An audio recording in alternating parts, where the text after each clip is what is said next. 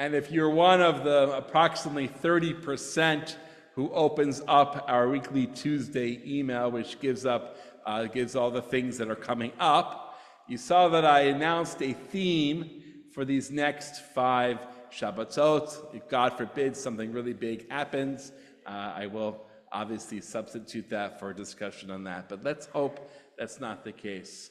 But it's become a tradition, and actually I think I inherited it, and I was inspired by it by Rabbi Adelson before me, that the month that Rabbi Stecker is away, to kind of organize the sermons into a theme to help me present it, and really also for us to perhaps go a little bit deeper into some sort of topic of interest.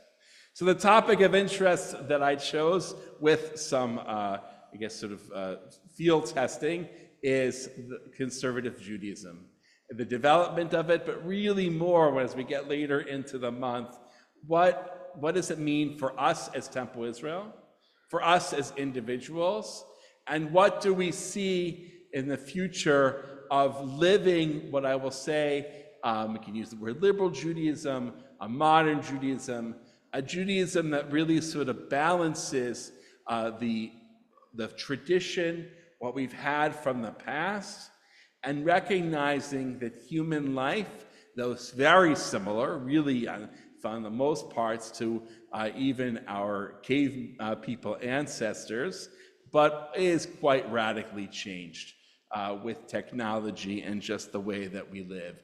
And so how do we balance that? And sort of that is the crux of the question. And so I begin with a parable that comes from a play.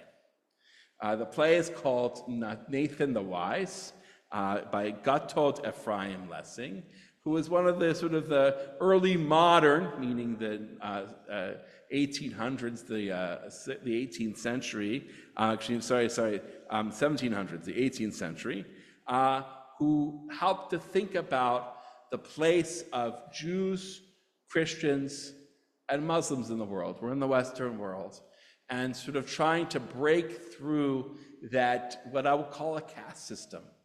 There was a caste system. You were born into whatever family, religion, tribe that you were part of, and that defined your rights as a human being. And we know as Jews, we were second-class citizens in Christian Europe, because Christianity was seen as the primary truth, and Jews didn't possess the truth unless they chose to convert. And we know all about the Inquisition and other things like that. And even we know about Christians behind that arguing over which is the proper doctrine. So unfortunately, in the Middle Ages, too much bloodshed and arguing over what is true. And so in Nathan the Wise, it takes us back in the show, in the play, to 1199, which is the Third Crusade in Jerusalem, when you have a Jew living there who's Nathan the Wise, you have a sultan who's a Muslim, and then you have a crusader. And they're having a debate, basically. It's kind of like the Kuzari play by Yehuda Halevi, a debate over which religion is superior. And Nathan, because Lessing believed, and actually his friend, I get to, is Moses Mendelssohn, the Jew, is the hero, and he has a parable. And says there was one family, a king family, that had a ring, a precious ring. And of course, kings would often have more than one son, and of course all men in that case. And this king had the ability to choose whatever son that he wanted to as his successor, based on their integrity. And basically the way that he would choose who the successor was he would hand the ring to that son, and was obviously a very precious ring. And this went on for generations and generations, until one generation, a king had 3 sons. And he loved each and every of these 3 sons just as equally as the other. to the point that he found himself in private with each one of the sons, promising the ring to them. The king becomes older and frailer, and he knows that the end is coming. And what is he going to do about this ring? He's promised it to each of his sons, and he doesn't want to disappoint two of them. He doesn't want to choose one of them. So he goes to a jeweler, and he has the jeweler, who I guess he trusts very much, make 2 replicas of the ring. And he does so that you put the 3 together, you do not know which is the true ring. And as his life comes to an end, he takes each of the rings and gives them to his 3 sons. And then he dies. And neither son knows which one has the true ring. The parable, or this would be Hebrew, the nimshal, the lesson, is that these 3 religions are so close in sort of their truth that we don't know which one is the true one, and we have to have that respect. This was radical in the 1700s, radical in the 18th century. But there was a man named Moses Mendelssohn, basically a self-taught philosopher, taught himself Latin, learned German from a few liberal Jews, and he was able, through people like Lessing, to actually get to know the Prussian king. And the Prussian king was able to give exceptions to these court Jews, and so he declares Moses Mendelssohn basically part of the upper class, even though he's Jewish. And so we start to see holes breaking through. But it takes a long time, because the Prussian king, for whatever reason, didn't give this exemption status to Mendelssohn's wife, and nor to any of Mendelssohn's 6 children. If you know about the Mendelssohn family, sort of off of that becomes Felix Mendelssohn, the composer, but only 2 of Moses' children live on as Jews.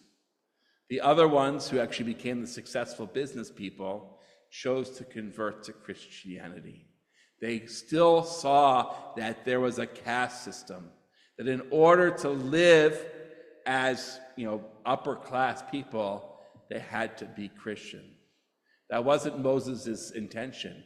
In his writings, he was saying it is possible to be fully Jewish. He was a Talmud scholar. He did not expect that they were going to throw off the yoke of the Talmud. They were going to be able to live both. If this was a true college class, I would tell you about all the different personalities and thought that took place in the 18th and into the 19th century. I'm going to end with the 20th century, really, when we get there. But I would tell you all the names of different thinkers that are trying to grapple, as I mentioned before, sort of this ivory tower, thinking of this parable. Really, Jews and Christians and Muslims are equal. Can't we all live together? Can't a Jew live Talmudic Judaism and also be a banker, be a scientist, and all those things? But oftentimes they would clash. The biggest place where they clash is in food, because people break bread together. And that was always the hardest question. If you're going to be living in a world with non-Jews who break bread, we're in Germany here, they love their schnitzel, they love their pork products. So what do you do with that? And we know now there's compromise, but they didn't have that kind of pluralism then. So there were groups of Jews that said, we don't need this anymore. We don't need to have quote unquote kitchen Judaism. And that brought itself to America. I know I'm jumping. To 1883, July of 1883, what's called the Treif Banquet. Hebrew Union College in Cincinnati, which is actually going through some trouble right now, was the first real American Jewish institution in America, modeled after Jewish institutions that were founded in Germany, to really study Judaism, to ask some of these grand questions that we now take for granted. What is it about Judaism that brings value to our lives and to the world? And they said, we're going to create American rabbis. Rabbis that are going to bring Judaism to America. And they really thought they were going to be pluralistic, because that's going to be the big theme of this month. They thought they were pluralistic, except at this graduation festival, which was really at a high-class institution. This is the height of sort of ostentatious consumption. Was hop on a hill in Cincinnati, and on the menu was frog's legs and crab and shrimp and all those other things. And there's different stories whether rabbis got up or not. Most of the rabbis there ate it because they were fine with it, because they were followers of Isaac Wise, who said that's Kishin Judaism. But one individual, Sabbato Moraes, who was not at the banquet, was very upset that American rabbis were going to be trained to eat frog's legs and crab and to eat non-kosher things. And so he was one of the founders of the Jewish Theological Seminary, my alma mater, in New York, that is trying to balance tradition and change. And so that's where I'm going to leave you off for next week. That phrase, tradition and change, coined by Rabbi Waxman, but really lived much earlier than that. I want to discuss sort of how at least the conservative movement grapples with that question. Shabbat Shalom.